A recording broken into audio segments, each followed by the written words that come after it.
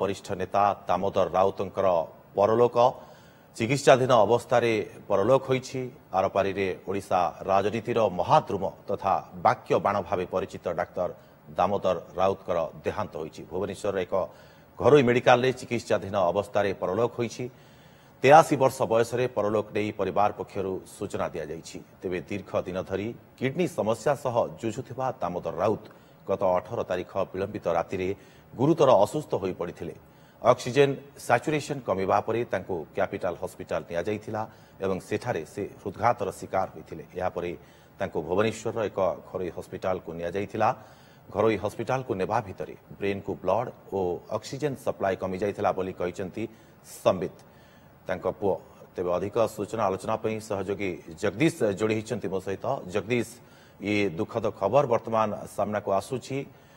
चिकित्साधीन थिबा सत्वे डाक्तर राउत कर देहांत खबर वर्तमान निहाती केउठना केउठी आमे दुखद खबर बोली कहि परिबा। निहाती भाबरे गोटे दुखद खबर एवं गतकाली तांको अवस्था जेति आहुरी गुरुतर होई पड़ितला एवं डाक्तरी दल मध्य अहर चेष्टा करथिले, उद्यम करथिले अवस्था किभଳି भाबे सुधार आसु एवं संध्यारे किछिटा खबर मध्य तांको पुओ पाखरु आसीतिला जे अवस्था सामान्य सुधार आसुछि। किंतु कोठी ना कोठी से निजे भी संकटापन्न थिले, से जानिथिले। किंतु आज सकाळ 5:23 रे तांकर देहांत होई जाईछि एवं ए सूचना तांकर पुओ तथा पारादीप विधायक संबित राउत राय जहा देइछंती एवं गोटे बड़ शून्य स्थान बोली कह जाय परिबा। कारण राज्य राजनीतिर से जणे महाद्रुम एवं एपरि जड़े वर्षियान वरिष्ठ नेता दामोदर राउत जी की राज्य राजनीतिर गोटे बड़ भूमिका नैथिले एवं प्रतिटी घरे प्रतिटी ओडियाଙ୍କ पाखरे से पहुंची पारथिले।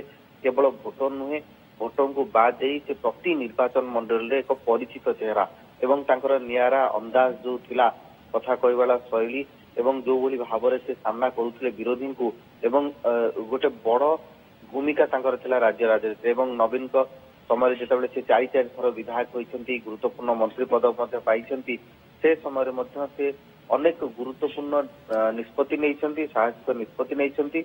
ता सहित विरोधी को समालोचना मध्य से कड़ा मुकाबिला करछंती। जे देखिबा तांको 7 थरर से विधायक 1977 मसीह प्रथम थर पई एरसमा विधानसभा निर्वाचन मंडल जनता दल विधायक भाव निर्वाचित होते। 80 मध्य से जनता दल सिकुलारू द्वितीय थर पई निर्वाचित हेले। तापर 95 एवं 95 से पराजित होते। 2000 रु लगातार भाव 2000, 2004, 2009, 14 एवं 14 पर्यंत से जहाँ सड़क भाव विजु जनता दल निर्वाचित होते। अर्थात विजु जनता दल 4 थर एवं ता पूर्व से 3 थर विधायक भाव निर्वाचित होती। तो कोठी ना कोठी इतने लंबा क्यारियर हुए तो क्या सौभाग्य मिले ना एवं जो भली भाव से लोकप्रियता थे ताहा ही प्रमाणित होउछि। एवं 5 थर एरसमा एवं 2 थर पारादीप रु 2 थर से निर्वाचन लड़ी विजयी होते एवं 5 थर एरसमारू निर्वाचन लड़ी विजयी होते। विजु एवं नवीन सरकार 7 रु अधिक विभाग मंत्री पद भाव से दायित्व नहीं। 2017 मसीह किंतु विजु जनता दल बहिष्कार करा एक घटनाक्रम एवं से किछि दिन तले अर्थात आम जदि कहीपर चलित वर्ष जनवरी मसरे सुप्रीमो बहिष्कार आदेश प्रत्याहार करते से पुणी थे दल को फेरी। अर्थात कोठी ना कोठी ये जो लंबा क्यारियर आम देखुचे ये राज्य राजनीति गोटे बड़ ध्रुम महाध्रुम बोली कहीपर। आज निहाती जगदीश केउठना केउठी गोटे शून्य स्थान राज्य राजनीति रे आमे कहि परिबा। कारण जने से महान नेता थिले, अनेक दिन धरी से आसतिले विधानसभा को लोकंक पई स्वर उत्तोलन करथिले, तांको तुंड मध्य को आ जाउथला। आपन को अटकेबाकू चाहिबी फेरिबी आ किछि समय पर आपन को पाखो को पुणी थरे जगदीश।